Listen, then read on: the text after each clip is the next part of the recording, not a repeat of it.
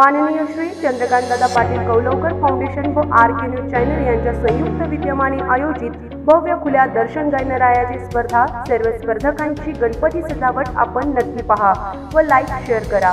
सोबत RK. News चॅनलला subscribe करायला विसरू नका।